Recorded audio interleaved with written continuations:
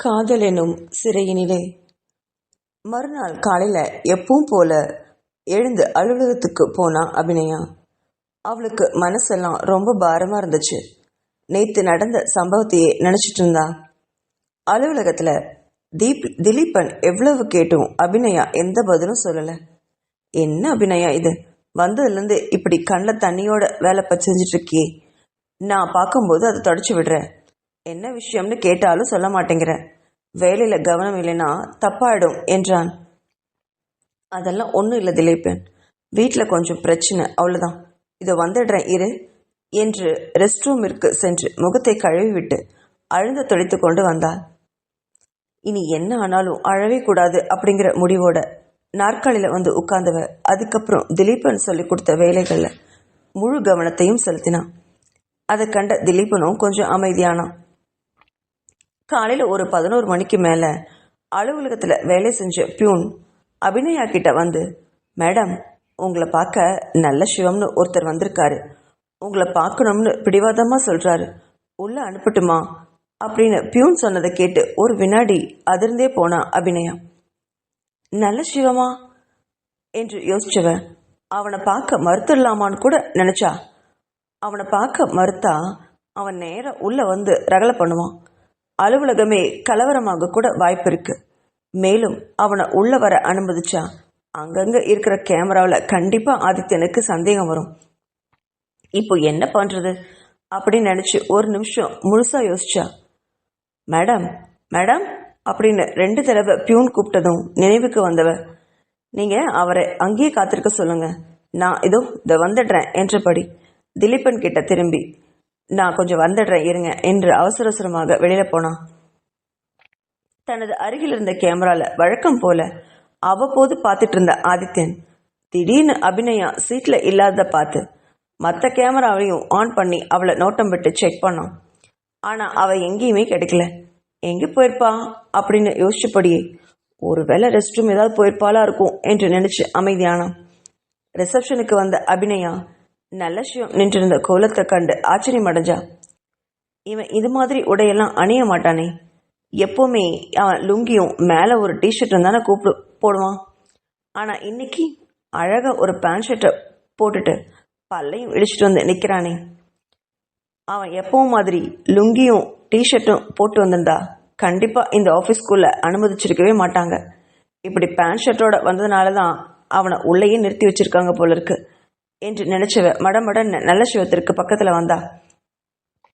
நீ என்ன விஷயமா இங்கே வந்திருக்க? எனக்கு உன்னை பார்க்க சுத்தமாக பிடிக்கல. நீ என் வாழ்க்கையில் பண்ணதெல்லாம் பத்தாதா? தயவு செஞ்சு வெளில போயிடு அப்படின்னு பல்ல கடிச்சிட்டு கத்துனான். ஆனால் சத்தம் மட்டும் வெளியில வராமல் இருந்தது. அவள் பேசுறத பார்த்துக்கிட்டே இருந்த நல்ல சிவம், அட என்னம்மா நீ, எவ்வளோ ஆசையாக உன்னை பார்க்க வந்த, ஏன் இப்படி முகத்தை கோவமாக வச்சு பேசுகிற? பார்க்குறவங்க நம்ம 2 பேருக்குள்ள ஏதோ சண்டைன்னு நினச்சிப்பாங்கல்ல, அமைதியா பேசு, எதுவாக இருந்தாலும் சிரிச்சிட்டே பேச, என்ன மாதிரி அப்படின்னு பல்ல இழிச்சா நல்ல சிவம். அதை கேட்டவளுக்கு முகமெல்லாம் ரத்தமா சிவந்தது, உடம்பெல்லாம் எரிஞ்சுது.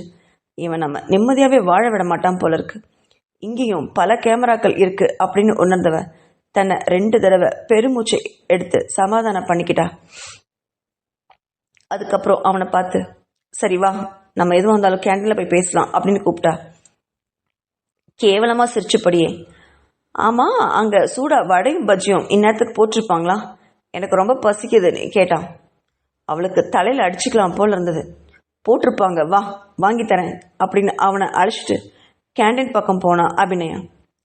தனது சீட்டுக்கு அபிநயா 5 நிமிஷமா வராததை பார்த்து குழம்பி போனான் ஆதித்யன். அங்கே இருக்கிற எல்லா கேமராக்களையும் பரிசோதிச்சான். ரிசப்ஷனில் யாரோ ஒருத்தவங்க கிட்ட அவள் பேசி நின்றுட்டு இருக்கிறத பார்த்து அதிர்ந்து போனான். யார் இவன்? அலுவலகத்திற்குள்ளதான் மைக் கேமராக்கள்லாம் இருக்கு, ஆனால் ரிசப்ஷனில் மைக்குடன் கேமரா இல்லை அப்படிங்கிறது உணர்ந்தவன். அப்படி அவங்க என்னதான் பேசியிருப்பாங்க அப்படின்னு தெரியாமல் குழம்பி போனான். அப்புறம் அவனை அழைச்சிட்டு போய் மடமடன்னு வெளியில் போகிறதையும் பார்த்தான். ஓடி போய் ஜன்னல் வழியா நின்று அவள் வெளில வராளான்னு பார்த்துட்டு நின்னான். ஆனால் அவள் வெளியே வரல. அப்படின்னா இடையில அவள் எங்கே போயிருப்பான்னு நினச்சிவன் அவனுக்கு இப்போ புரிஞ்சு போச்சு. அவனை கேண்டீனுக்கு கூட்டிகிட்டு போயிருப்பான்னு. ஏன்னா அலுவலகத்திற்கு வெளியில் போகிறதுக்கு முன்னாடி வலது பக்கம் போனால் அங்கே ஒரு கேண்டீன் இருக்கும். அலுவலக ஆட்கள் அமர்ந்து சாப்பிட்ற அளவுக்கு அது பெரிய ஹாலாவே கட்டியிருந்தான் ஆதித்யன். அங்கதான் போயிருப்பா அப்படின்னு நினைச்சு ஓடி போய் அங்க இருக்கிற கேமராவை ஆன் பண்ணி பார்த்தான். அவன் எதிர்பார்த்தது ரொம்ப சரியா இருந்தது. அவள் அவனை அழைச்சிட்டு போய் ஒரு டேபிளுக்கு எதிர்ப்புறம் அவனை உட்கார வச்சு அவளும் எதிர்ப்புறம் உட்கார்ந்தா. ஆனா அவங்க பேசுறது ஒன்றும் கேட்கல.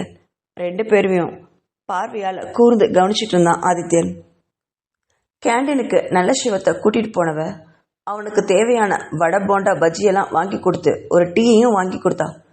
அதை சாப்பிட்டு முடிச்ச உடனே, இப்ப சொல்லு, என்ன விஷயமா என்னை பார்க்க வந்திருக்க, சீக்கிரமா சொல்லிட்டு இங்கிருந்து கிளம்பு என்றாள். அவளுக்கு இங்க ரொம்ப நேரம் இருக்கவே பயமா இருந்தது. கண்டிப்பா ஆதித்யன் இந்நேரம் தன்னோட சீட்ல அவ இல்லாததை கண்டுபிடிச்சிருப்பான். ஏற்கனவே வீட்டுல ஏகப்பட்ட பிரச்சனை போயிட்டு இருக்கு, இதுல இவன் வேற வந்து உயிரை வாங்குறான் அப்படின்னு மனசுல திட்டினான். சீக்கிரமா சொல்லு நல்ல சிவம் அப்படின்னா.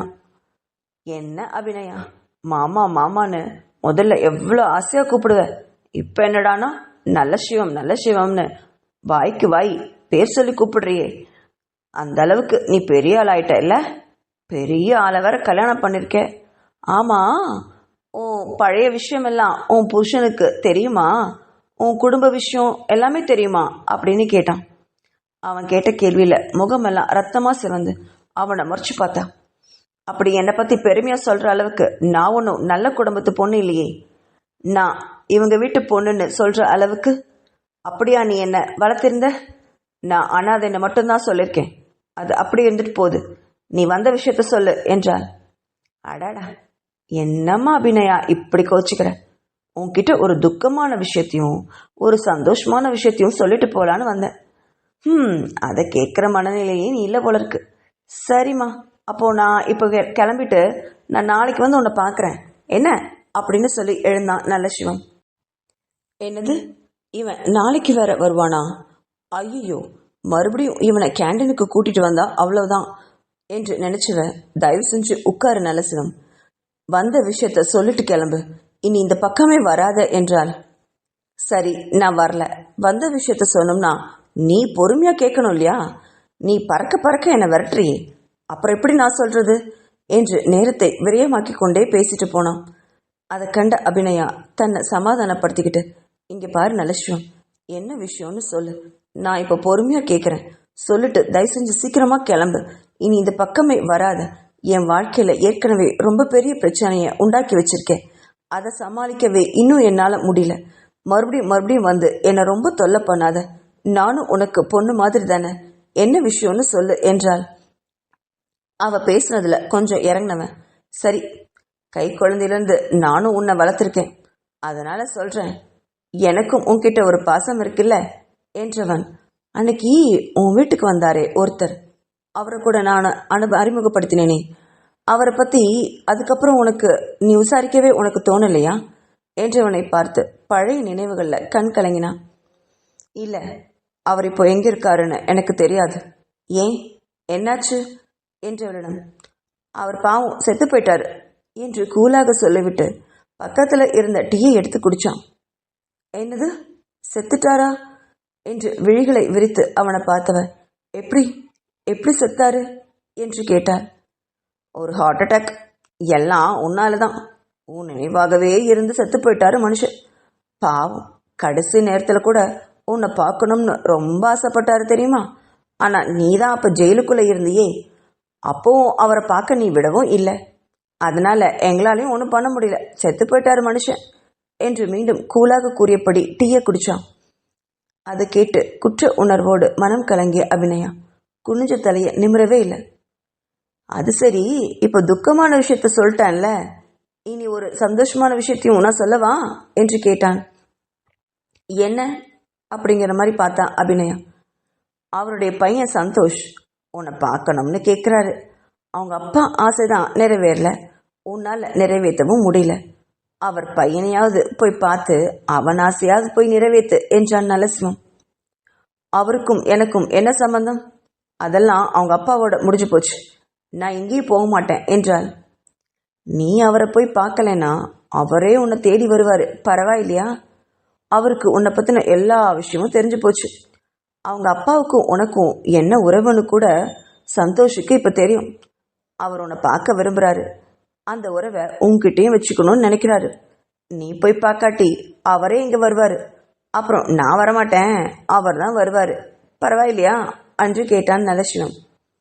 என்னது, அவர் இங்கே வருவாரா? அப்படி வந்தா ஆதித்யன் என்ன நினைப்பான்? தன்னை பற்றி அவருடைய எண்ணமே உறுதியாயிடுமே என்று நினைச்சவ, சரி நானே அவரை போய் பார்க்குறேன். இப்போ அவர் எங்கே இருக்காரு? நாளைக்கு போய் வரேன்னு சொல்லு என்றார். அடடா, அவருக்கு இப்போவே இன்னைக்கே உன்னை பார்க்கணுமா? இதோ ஹோட்டல் விசிட்டிங் கார்டு, இது என்கிட்ட கொடுத்து உனக்கு கொடுக்க சொன்னார் என்று தனது பாக்கெட்டில் இருந்த விசிட்டிங் கார்டை எடுத்து டேபிள் மேலே வச்சு அவள் பக்கம் நகர்த்தினான் நல்லசிவம். அதை எடுத்து பார்த்தா அது பெரிய 5 ஸ்டார் ஹோட்டல். இங்கே தங்கியிருக்காரு என்று நினைச்சவ நல்லசிவத்தை புரியாமல் பார்த்தா. சரி சரி, இப்போவே கிளம்புறியா? நம்ம 2 பேரும் போய் அவரை பார்த்துட்டு வந்துடலாம் என்றான். அவளுக்கு என்ன செய்வதுன்னு கொஞ்ச நேரம் புரியல.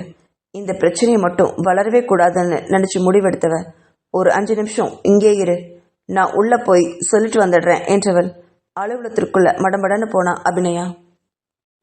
மறுபடியும் அலுவலகத்திற்குள்ள வந்த அபிநயா திலீப்புக்கிட்ட போய், திலீபன், எனக்கு என்னமோ இன்னைக்கு தலை ரொம்ப வலிக்குது, வேலையே செய்ய முடியல, நான் வீட்டுக்கு கிளம்புறேன், நாளைக்கு நம்ம பார்க்கலாமே என்றாள். அப்படி சொன்னவளை வினோதமாக பார்த்தான் திலீபன். அப்படியெல்லாம் அவள் வேலையை விட்டுட்டு போகக்கூடிய ஆளே இல்லையே என்று திலீபனுக்கு ரொம்ப ஆச்சரியமாக இருந்தது. இருந்தாலும் அவன் முகத்தை பார்த்த பதட்டமும் சிவந்த கண்களும் அவனுக்கு எதையோ சொல்ல, சரி நீ போய் வீட்டில் ரெஸ்ட் எடு, நாளைக்கு பார்க்கலாம் என்று அனுப்பி வச்சான். அவள் ஹேண்ட்பேக்கை எடுத்துட்டு கிளம்புறதுக்கு முன்னாடி, ஹே அபிநயா நில்லு என்று அழைச்சு அவனை நிறுத்தினான். என்ன என்றவாறு திரும்பி பார்த்தா அபிநயா. நீ இதுக்கு முன்னாடி இந்த ஆஃபீஸில் லீவ் எடுத்ததே இல்லைல்ல என்று கேட்ட திலீபன் கிட்ட, ஆமாம் இதான் முதல் தடவை. ஏன், ஏதாவது ஃபார்மாலிட்டிஸ் எல்லாம் இருக்கா என்றால், ஆமாம், இந்த ஆஃபீஸ்க்குள்ளே வந்துட்டு வெளியில் போகணும்னா ஆதித்யன் சாரோட பர்மிஷன் வேணும். அவர் ஊரில் இல்லைன்னா நம்ம மேனேஜர்கிட்ட கேட்டுட்டு போயிடலாம். ஆனால் இப்போ தான் அவர் ரூமில் இருக்காரே, போய் பார்த்துட்டு சொல்லிட்டு போயிடு. இதோ இந்த ஃபார்மை ஃபில் பண்ணி கொடுத்துட்டு கிளம்பிக்கோ என்றாள். ஐயோ, ஆதித்யனை வேற போய் பார்க்கணுமா என்று நினைச்சபடி அந்த லீவ் ஃபார்மை கையில் வாங்கினவ பேனாவை எடுத்து அதை மடமடன்னு ஃபில் பண்ணான். அதை திலீபன் கிட்டே மறுபடியும் கொடுத்துட்டு ஆதித்யனை தேடி போனான். அவன்கிட்ட என்ன பேசணும்னு மனசில் ஒத்திகை பார்த்துக்கிட்டே அவனுடைய அரை கதவை மெல்லமாக தட்டினான் அபிநயம். அவள் இங்கே வருவாங்கிறது ஆதித்யனுக்கு நல்லாவே தெரிஞ்சிருந்தது. அதனால எஸ் கம் இன் என்று உள்ள இருந்து குரல் கொடுத்தபடி சாய்வு நாற்காலியில் சாய்மானமாக அமர்ந்து அவளைவே கூர்மையாக பார்த்துக்கிட்டு இருந்தான் ஆதித்யன். கால் நடுங்க அவள் உள்ள வந்து அவனை நிமிர்ந்து பார்த்தா. என்ன விஷயம்? கம்பெனி விஷயமா எங்கேயாவது வெளியே போறியா? ஹேண்ட்பேக் எல்லாம் மாட்டிட்டு வந்து நிற்கிறேன் என்று கேட்டான். அது இல்லை, அது வந்து எனக்கு இன்னைக்கு ஒரு நாளைக்கு லீவ் வேணும், நான் வீட்டுக்கு போகிறேன் என்றாள் மொட்டையா. அவள் சொன்னதில் ஆச்சரியப்பட்ட ஆதித்யன், வீட்டுக்கா? இப்பவா? ஏன், என்னாச்சு? குழந்தைக்கு ஏதாவது உடம்பு சரியில்லைன்னு ஃபோன் வந்துச்சா என்று கேட்டான். இல்லை இல்லை இல்லை, எனக்கு தான் கொஞ்சம் உடம்பு சரியில்லை, வீட்டுக்கு போய் ரெஸ்ட் எடுத்துட்டு நாளைக்கு வரேன் அப்படின்னு தயங்கியபடியே சொன்னான். ஒரு நிமிஷம் அவளை மேலும் கீழும் கூர்மையுடன் பார்த்தான் ஆதித்தன். அவன் பார்த்த பார்வையை தாங்க முடியாம முகமெல்லாம் ரத்தமா சிவக்க தலை குடிஞ்சு நின்னான். பிறகு என்ன நினைச்சானோ, சரி சரி கிளம்பு, நான் சாயங்காலம் வந்து உன்கிட்ட பேசுறேன் அப்படின்னு அவளை அனுப்பி வச்சா. அவனுக்கு நல்லா தெரியும், இங்கிருந்து கிளம்பினா அதிகபட்சம் அரை மணி நேரத்துக்குள்ள அவங்களுடைய வீட்டுக்கு போயிருக்க முடியும். அப்படி போகாம இருந்தா கண்டிப்பா அவ வீட்டுக்கு போகல, வேற எங்கேயோ போறாங்கிறது உறுதி என்று மனதில் நினைச்சுவன் நேரத்தை குறிச்சுக்கிட்டான். அப்போ மணி 12 தாண்டி இருந்தது. 1 மணிக்குள்ள அவ வீட்டுக்கு போயிருக்கணும் என்று மனசில் நினைச்சபடி ஜன்னல் வழியா அலுவலக கேட்டையே பார்த்துக்கிட்டு இருந்தான். அப்போ அவனுக்கு ரொம்ப பெரிய அதிர்ச்சி காத்துட்டு இருந்தது. அவ தனியா அலுவலக கேட்டை கடக்கவே இல்லை. கூட வந்த ஆளோட தான் ஆட்டோல ஏறி போறத பார்த்து உடம்பெல்லாம் கொதிச்சு போனது அவனுக்கு. ராட்சசி, கடைசியில் அவ புத்தியவே காமிச்சிட்டா என்று மனசுல கொதிச்சு போனவன் அவசர அவசரமா தன்னோட அறையை விட்டு வெளில வந்து தன்னோட காரை எடுத்துக்கிட்டு அந்த ஆட்டோவை ஃபாலோ பண்ணான். நல்ல வேலை, ஆட்டோ ரொம்ப மெதுவாக போனதுனால அவனால் அந்த ஆட்டோவை ஈஸியாக கண்டுபிடிக்க முடிஞ்சது. அந்த ஆட்டோ ஒரு பெரிய 5 ஸ்டார் முன்னாடி நின்றுச்சு. அதை கண்டவனுக்கு உடம்பெல்லாம் பத்தி எரிய கடைசியில் அவ கழிசடைங்கிறத நிரூபிச்சிட்டாளே என்று நினைச்சபடி அங்க நடக்கிறத பார்த்தான். அபிநயா வந்தவன் கூட ஆட்டோல இருந்து இறங்கி ஹோட்டலுக்கு போறதையும் பார்த்துக்கிட்டே இருந்தான்.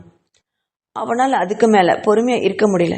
நேரா அலுவலகத்துக்கு வந்தவன் வேலைகளையெல்லாம் சீக்கிரம் முடிச்சுட்டு சாயங்காலம் வீட்டுக்கு நேராக கிளம்பி போனான். ஆனா சாயங்காலம் 5 மணிக்கு மேலாகியும் அபிநயா இன்னும் வீட்டுக்கு வராததை காண்டு மண்டையெல்லாம் வெடிச்சிடும் போல இருந்தது ஆதித்யனுக்கு. குழந்தை வேற தன்னோட அம்மா கிட்ட அழுதுகிட்டே இருந்தது. குழந்தைய வாங்கி ஆதித்யன் அவனை சமாதானம் பண்ணி தான் பக்கத்துல தூங்க வச்சான். சந்தியாவுக்கு இன்னமும் தன்னோட மருமகள் வீட்டுக்கு வராததை கண்டு குழம்பி போய் ஆதித்யன் கிட்ட கேட்டா, என்ன ஆதித்யா இது, நம்ம ஆபீஸ்க்கு தானே அவ தினமும் வரா, அதுவும் உன் கூட, எப்பவுமே தேவா கூட இல்லைன்னா உன் கூட வந்துருவாளே, என்ன இன்னைக்கு இவ்வளோ நேரம் காணும், குழந்தை எவ்வளோ நேரம் அழுதுட்டு இருக்கு தெரியுமா, அப்படியெல்லாம் எப்பவும் விட்டுட்டு போக மாட்டாளே, இன்னைக்கு என்ன ஆச்சு அவளுக்கு, அப்படி அவ எங்க தான் போயிருக்கா, அவளுக்கு இந்த ஊர்ல யார தெரியும் என்று கேள்வி மேல கேள்வி கேட்டுக்கிட்டே போண்டா சந்தியா. தன் தாயை சமாதானம் பண்றதுக்குள்ள ஆதித்யனுக்கு போதும் போதும்னு ஆயிடுச்சு. ஒன்றும் இல்லைம்மா, வர்ற வழியில ஏதோ ஷாப்பிங் போறேன்னு சொன்னான், நான் தான் இறக்கி விட்டுட்டு வந்தேன், ஒன்றும் பிரச்சனை இல்லை வந்துருவா, நீங்க போய் ரெஸ்ட் எடுங்க என்று தன் தாயை அனுப்பி வச்சான். நேரம் ஆயிட்டே இருந்ததை தவிர அபிநயா வீட்டுக்கு இன்னும் வரவே இல்லை. கிட்டத்தட்ட இரவு 8 நெருங்கிய போது ஓஞ்சு போய் வீட்டுக்குள்ள அடி எடுத்து வச்சா அபிநயா. வீட்டுக்குள்ள இருக்கவங்க டிஃபன் சாப்பிட்ற நேரம் அது. எல்லாரும் டைனிங் ஹாலில் உட்காந்து உணவு சாப்பிட்டுட்டு இருந்தப்போ உள்ள வந்த அபிநயாவை சந்தேகத்தோட வெறுப்போட பார்த்தாங்க. யாரையும் ஏறிட்டு பார்க்காத அபிநயா நேரா தன்னோட அறைக்கு போய் கதவை சாத்திக்கிட்டா. பேரனை கையில வச்சபடி சந்தியா குழந்தைக்கு உணவு ஊட்டிட்டு இருந்தா. அவளும் ஆதித்யனை கேள்விக்குறியுடன் பார்க்க அவனால் அங்க உட்கார்ந்து நிமிந்து பார்த்து சாப்பிடவே முடியல. விஜயா ஆதித்யனை நக்கலா பார்த்து சிரிச்சா. நான் அப்பவே சொன்னேன்லடா ஆதித்யா, இதெல்லாம் சாக்கடைன்னு, யார் நான் சொல்றதெல்லாம் கேட்கிறா என்று புலம்பியபடி உணவிலேயே கையை கழுவிட்டு எழுந்து போனான். அவ அப்படி போனதும் பக்கத்துல இருந்த ரஞ்சினியும் ஆதித்யனை புழு போல பார்த்துக்கிட்டு எழுந்து போனான். இப்படி ஒவ்வொருவராக எழுந்து போக சந்தியா ஆதித்யனுடைய தோள் மேல ஆறுதலா கை வச்சா. பிரச்சனைய பெருசு பண்ணாத ஆதித்யா, ஏதோ விஷயம் இருக்க போய் தான் அபிநயா இவ்வளோ லேட்டா வந்திருக்கா, அவ அந்த மாதிரி தப்பான பொண்ணு இல்லைன்னு எனக்கு தோணுது, நீ அவசரப்பட்டு எதுவும் பண்ணிடாத சரியா என்று தன் மகனை சமாதானப்படுத்துற விதமா தோல் மேல கையை வச்சு ஆறுதல் படுத்திட்டு, இன்னைக்கு குழந்தை என்கிட்டயே தூங்கட்டும், நீ போய் அபிநயாவை என்னன்னு பாரு அப்படின்னு சொல்லிட்டு குழந்தை எடுத்துட்டு தன்னோட அறைக்கு போனா சந்தியா. எல்லாரும் எழுந்து போனதும் கையை கழுவிட்டு தன்னோட அறைக்கு போய் பார்த்தா. அபிநயா கட்டின புடவை கூட மாத்தாம கீழே அப்படியே தூங்கிட்டு இருந்தான். அவளை எழுப்பி கேள்வி கேட்கலாமான்னு கூட ஆதித்யனுக்கு தோணுச்சு. அவளை பக்கத்துல வந்து கூர்மையா பார்த்தான். அந்த முகத்துல கள்ளம் கபடம் எதுவும் இல்லை. கண்கள்ல வழிஞ்ச கண்ணீர் கோடா தெரிய அதை பார்க்கறதுக்கே அவனுக்கு ரொம்ப பரிதாபமா இருந்தது. அவ அப்படி என்னதான் என்கிட்ட இருந்து மறைக்கிறா, அவளையும் கஷ்டப்படுத்திக்கிட்டு என்னையும் ஏன் இப்படி கஷ்டப்படுத்துறான்னு அழுத்து போனான் ஆதித்யன். அவகிட்ட இருந்த கோபமெல்லாம் அவ முகத்தை பார்த்ததும் பஞ்சா பறந்து போச்சு. மெதுவா அவ பக்கத்துல வந்து உட்கார்ந்தவன் அவளுடைய கூந்தலை ஒதுக்கி விட்டான். நெத்தியில அன்பா முத்தமிட்டுட்டு தன்னோட படுக்கையில வந்து படுத்தான் ஆதித்யன். விடிஞ்சதும் அபிநயா கிட்ட இதை பத்தி பொறுமையா பேசணும் என்று நினைச்சபடி கண்களை இறுக மூடி தூங்கினான். காலையில எழுந்து பார்த்தா அபிநயா அறையிலேயே இல்லை. அதை கண்டு பெருமூச்சு விட்டு அலுவலகத்திற்கு கிளம்பி போனான் ஆதித்யன். தேவாவோட அலுவலகத்திற்கு வந்த அபிநயா எல்லா வேலையும் முடிச்சுட்டு சாயங்காலம் வீட்டுக்கு வராம தனியா ஆட்டோவை பிடிச்சு கிளம்பி போனதை பார்த்து தேவாவுக்கும் அப்போ ரொம்ப ஆச்சரியமா இருந்தது. என்ன அபிநயா இது புதுசா இந்த மாதிரி எல்லாம் பண்றா என்று நினைச்சபடி ஆதித்யனை கிட்ட இதை பத்தி கேட்டான். அவனுக்கு கோபம் வராம இல்லை, ஆனா அவகிட்ட பொறுமையா விசாரிக்கணும்னு அமைதியா இருந்தான். அன்னைக்கு இரவு எப்படியும் அவகிட்ட பேசியே ஆகணும்னு ஒரு முடிவோட தான் வீட்டுக்கும் வந்தான். நேத்து மாதிரியே இன்னைக்கும் அவ அதே நேரத்துக்கு தான் வீட்டுக்கு வர வீட்டில் இருக்கவங்க எல்லாரும் அவளை வெறுப்போட அசிங்கமா பார்த்தாங்க. அவ எல்லாரையும் கடந்து உள்ள போக முயற்சிக்க அங்கிருந்த விஜயா ஏய் நில்லுடி என்று அவளை மிரட்டி நிறுத்தினா. அபிநயா என்னங்கிறது மாதிரி விஜயாவை பார்க்க, என்னடி நினைச்சிட்டு இருக்கே நீ உன் மனசுல, உன் இஷ்டத்துக்கு வந்துட்டு நினைச்ச நேரத்துக்கு வெளியில போறதுக்கு இது ஒன்றும் ஹோட்டல் கிடையாது, வீடு, கொஞ்ச நாள் ஏதோ அடங்கி இருந்தியேன்னு பார்த்தா இப்ப என்ன புதுசா வீட்டுக்கு தினமும் லேட்டா வர, அதுவும் ஒரே அலுவலகத்துக்கு தான் எல்லாரும் வேலைக்கு போறீங்க. எல்லாரும் சரியான நேரத்துக்கு வீட்டுக்கு வரும்போது நீ மட்டும் இடையில எங்கேயோ ஊர் மெஞ்சிட்டு வரையே, எங்கடி போயிட்டு வர என்று கேட்டாள். அதை கேட்டவ அமைதியா ஆதித்யனை பார்க்க, ஆதித்யனுக்கும் இப்போ ஆத்திரம் பல மடங்கா இருந்ததுனால விஜயா கேட்டதுக்கு அவன் எந்த பதிலும் சொல்லல. அமைதியா நின்றுட்டு இருந்தான். எந்த சப்போர்ட்டும் அவன் பண்ணவே இல்லை. என்னடி கேட்டுட்டே நான் இருக்கேன், நீ பாட்டுக்கு பதிலே சொல்லாம இப்படி அழுத்தமா நின்னா என்னடி அர்த்தம் என்று கேட்டவ அபிநயாவை அடிக்க கையை ஓங்கினான். அந்த வினாடி வீட்டில் யாருமே எதிர்பார்க்காத அளவுக்கு அபிநயா விஜயாவோட கையை அழுத்தி பிடிச்சு உதறி தள்ளினா. எல்லாரும் அதை ஆச்சரியத்தோடையும் அதிர்ச்சியோடையும் பார்க்க பிடிச்ச கையை தள்ளி விட்டபடி, இங்க பாருங்க, உங்களுக்கு இவ்வளவுதான் மரியாதை சொல்லிட்டேன். உங்க வீட்டு பொண்ணு மேகனா கூட சில சமயங்கள்ல வீட்டுக்கு 10 மணிக்கு வராங்க. அதெல்லாம் பார்த்து சந்தேகப்படாத நீங்க நான் மட்டும் 8 மணிக்கு வந்தா சந்தேகப்படுவீங்களா? என்னை என்ன பண்ணாலும் கேட்கறதுக்கு ஆள் இல்லாத அனாதனை நினைச்சிங்களா? ஒரு பொண்ணு தப்பு பண்ணணும்னு நினைச்சா எல்லாத்தையும் சாட்சியா வச்சுக்கிட்டு தப்பு பண்ண மாட்டா, அதை முதல்ல தெரிஞ்சுக்கோங்க என்று எதிர்த்து பேசினான். அதை கேட்ட ரஞ்சினிக்கும் விஜயாவுக்குமே கோபம் பல மடங்கு வந்தது. சந்தியா அபிநயா பேசுறத ரொம்ப ஆச்சரியத்தோட பார்த்தா. என்னடி வாய் ரொம்ப நீளது, எங்க வீட்டுக்குன்னு ஒரு மரியாதை இருக்கு. எங்க வீட்டு பொண்ணு மேகனாவை பத்தி உனக்கு என்னடி தெரியும்? அவ இந்த வீட்லயே வளர்ந்த பொண்ணு. அவளுக்கு யார்கிட்ட எப்படி நடந்துக்கணும் அப்படின்னு நல்லா தெரியும். அவ நல்ல குடும்பத்து பொண்ணு. உன்ன மாதிரி விபச்சாரி இல்லை. கண்டவன் கூட ஊர் மேய்ஞ்சிட்டு வர. நல்ல வேலை என் பொண்ணு மேகனா இப்போ வீட்டில் இல்லை. இருந்திருந்தா நீ பேசின பேச்சுக்கு உன்னை இங்க உண்டு இல்லைன்னு பண்ணிருப்பா என்றாள் ரஞ்சினி. அதை கேட்ட அபிநயா, அது சரி, யாரும் இல்லாத அனாத பொண்ணுங்க மேல கை வைக்க பார்க்குற உங்க புருஷன் மாதிரி ஆளுங்க இருக்கிற வரைக்கும் எங்களை மாதிரி பொண்ணுங்க உத்தமையாவும் பத்தினியாவும் எப்படிங்க வாழ முடியும்? உங்க குடும்பத்து பொண்ணு மட்டும் கற்போட வாழணும். ஊர்ல இருக்கிற பொண்ணுங்க எல்லாம் உங்க வீட்டு ஆம்பளைங்களுக்கு முந்தி விரிக்கணுமா என்று கேட்டாள். இவ இப்படியெல்லாம் பேசி பார்க்காத ஆதித்யனுக்கு ரொம்ப பெரிய அதிர்ச்சியா இருந்தது. சந்தியாவுக்கும் அபிநயா பேசுறது புரியாம பார்த்தா. இந்த வீட்டில் என்னதான் நடக்குது என்றபடி ஆதித்யனை திரும்பி பார்த்தா. ஆனா அவனும் அவ பேசுறத கையை கட்டிட்டு அதிசயமா வேடிக்கை பார்த்துக்கிட்டே நின்றுட்டு இருந்தான். ஆதித்யன் பேசாமல் இருக்கிறதையும் அபிநயா பார்த்துக்கிட்டு தான் இருந்தா. தன்னை காப்பாத்த இனி இவன் வரமாட்டான்னு நல்லா புரிஞ்சு போச்சு அவளுக்கு. தன்னை தான் தான் காப்பாத்திக்கணும் அப்படின்னு நினைச்சுக்கிட்டவன் எல்லாரும் அதிர்ச்சியோட விழிச்சிட்டு நின்று பார்க்க அனைவரையும் ஒரு முறை சுற்றி பார்த்தா. இங்க பாருங்க, உங்க வீட்டு பொண்ணுங்க லேட்டா வந்தாலும் கற்போட இருப்பாங்கன்னு எப்படி நம்புறீங்களோ அதே மாதிரி என்னையும் நீங்க நம்பித்தான் ஆகணும். அப்படி நம்பிக்கை இல்லாட்டி நீங்க என்ன நினைக்கிறீங்களோ அதை நினைச்சுக்கோங்க. அதை பத்தி எனக்கு கவலை இல்லை. உங்க நினைப்புக்கெல்லாம் நான் பதில் சொல்லிட்டு நிக்க முடியாது என்றவள் வேகமா சந்தியா கிட்ட வந்து தன்னோட குழந்தைய கொடுக்கற மாதிரி கையை நீட்டினான். அபிநயா பேசுற பேச்சுக்களை கேட்டுட்டு இருந்த சந்தியாவுக்கு இப்போ அபிநயா ஒரு புதுமை பெண் மாதிரி தெரிஞ்சா. ஒன்னும் பேசாம அவளுடைய குழந்தைய அவ கையில கொடுத்தா. அவனை வாங்கினபடி தன்னோட அறைக்கு வேகமா போனா அபிநயா.